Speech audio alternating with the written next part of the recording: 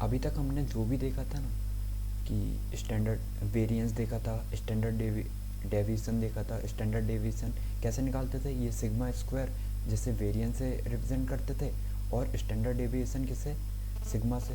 ठीक है, तो यहाँ पे ये सारी चीज़ें हमारी काम आने वाली है 15.3 में। आई होप कि आपने 15.2 तक सारे क्वेश्चन कर लिए होंगे। ठीक है, अब देखते हैं कि है क्या एनालिसिस ऑफ फ्रीक्वेंसी डिस्ट्रीब्यूशन। तो ये थोड़ा सा पढ़ लोगे ना तो और अच्छे से समझ में आएगा। अब यहाँ पे होने क्या वाला है, ठीक है, फ्रीक्वेंसी डिस्ट्रीब्यूशन, या फिर हम ऐसा बोल सकते हैं कि जो डाटा है ना आपका, वो कितना वेरिएबल है, कितना वेरिएबल है और कितना स्टेबल है, आपको ये बताना है, इस पे बात करनी है आपको। अब वेरिएबल और स्टेबल बताने के लिए क्या होता है, आपको बताना पड़ता है कोफिशिएंट ऑफ वेरिएंस। ठीक है, अब देखो डाटा वेरिएबल मतलब ज़्यादा वेरी कर रहा है डाटा। ठीक है, वेरी कर रहा है इसका मतलब जो जो आपका डाटा है ना वो फिक्स नहीं है, मतलब फिक्स अमाउंट पे नहीं बढ़ रहा है, वो हर बार इस तरीके से चल रहा है आपका ग्राफ। या फिर ऐसा समझ में नहीं आता है तो ऐसा बोल सकते हैं आपका डाटा बहुत ज़्यादा वेरी कर रहा है, स्टेबल नहीं है, मतलब एक जगह आपका डाटा रुक नहीं रहा है, वो वेरी कर रहा है हर जगह, मतलब हर पॉइंट पे आपकी अलग वैल्यू मिल रही है। एक एक डाटा जो है आपका स्टेबल नहीं है। ठीक है, स्टेबल मतलब समझते हो, स्टेबल मतलब रुका हुआ नहीं है, वेरी कर रहा है हर बार, हर पॉइंट में अलग अलग डाटा मिल रहा है हमारा। तो अब इतना समझो, सिर्फ ये भी समझ में नहीं आया तो सिर्फ इतना समझो कि जो कोफिशिएंट ऑफ वेरिएशन है ना, इससे आप यदि निकालोगे, ये कैसे निकलेगा, सबसे पहले ये देखो, ये होगा स्टैंडर्ड डेविएशन आपने निकाला, जो हमने पहले पढ़ रखा है, सिर्फ वहीं लगाना है।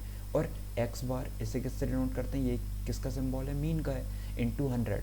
आपने ये कर लिया तो आपका क्या निकल जाएगा, कोफिशिएंट ऑफ वेरिएंस निकल जाएगा। अब यदि आपने ये निकाला और ये, अब देखना है कोई दो डाटा होंगे तभी कंपैरिजन करना होगा आपको, मतलब कोई भी दो डाटा होंगे और वहाँ पे आपको कंपैरिजन करना है किसके बीच, कोफिशिएंट ऑफ वेरिएंस के बीच। आपको बताना है वो ज़्यादा वेरिएबल है या ज़्यादा कांस्टेंट है। तो जो जहाँ पे आपको कोफिशिएंट ऑफ वेरिएशन ज़्यादा दिख रहा होगा, जिसमें वेरिएशन ज़्यादा होगा, वो ज़्यादा वेरी कर रहा होगा, वो ज़्यादा वेरिएबल होगा। और जो कम कर रहा होगा वो क्या होगा, स्टेबल होगा। जैसे हम मान के चलते हैं आपके दो डाटा थे, एक ए डाटा था एक बी डाटा था। आपने क्या किया, कोफिशिएंट ऑफ वेरिएंस इसका भी निकाला और इसका भी निकाला, तो आपने देखा कि इसका कोफिशिएंट ऑफ वेरिएंस ज़्यादा है तो ये ज़्यादा वेरिएबल होगा, ए ज़्यादा वेरिएबल होगा। ठीक है, अब यदि हमें स्टेबल बताना है तो क्या, स्टेबल कौन सा ज़्यादा होगा, डी वाला ज़्यादा होगा, स्टेबल ये होगा। यदि स्टेबल बताना होगा तो ये ज़्यादा होगा, ये ज़्यादा स्टेबल होगा, ऐसे बताएंगे।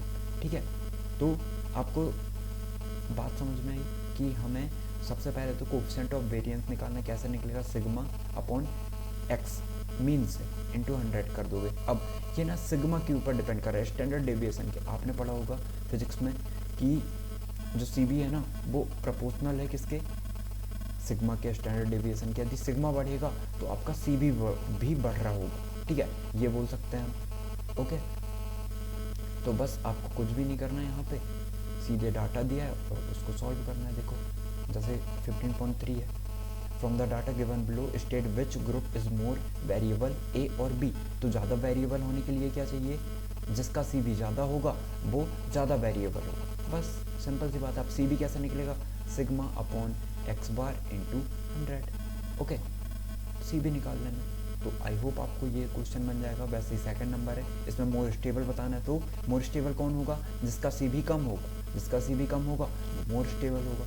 ठीक है, जैसे हमने देखा कि ए और बी दो डाटा थे, जैसे यहाँ पे एक्स और वाई दिए, एक्स और वाई दो डाटा हैं, तो याद रखना हमें सबसे पहले मार्क्स दिया है, इंटरवल दिया है। सबसे पहले तो एक्स बार मीन निकालने के लिए क्या करना होगा, हमें मीन निकालने के लिए सबसे पहले तो एक्स आई चाहिए होगा। एक्स आई कैसे निकलेगा, इन दोनों का एवरेज।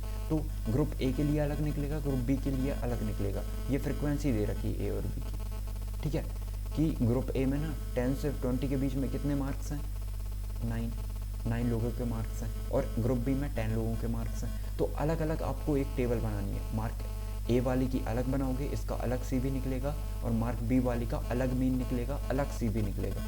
और जिसका सी बी ज़्यादा होगा वो ज़्यादा वेरिएबल होगा, और जिसका सी बी कम होगा वो ज़्यादा स्टेबल होगा। ओके, तो ये क्वेश्चन भी कर लोगे आप। जो नहीं बनता है वो आप नेक्स्ट क्लास में पूछ सकते हो। ओके, ये भी इजी है क्वेश्चन, पढ़ के समझ में आ जाएगा। यदि नहीं बनता है तो मैं बता दूँगा। ओके, तो ये 2-3 क्वेश्चन तो जो हैं वो आप कर लेना, जो नहीं बनते हैं वो नेक्स्ट क्लास में हम देख लेंगे।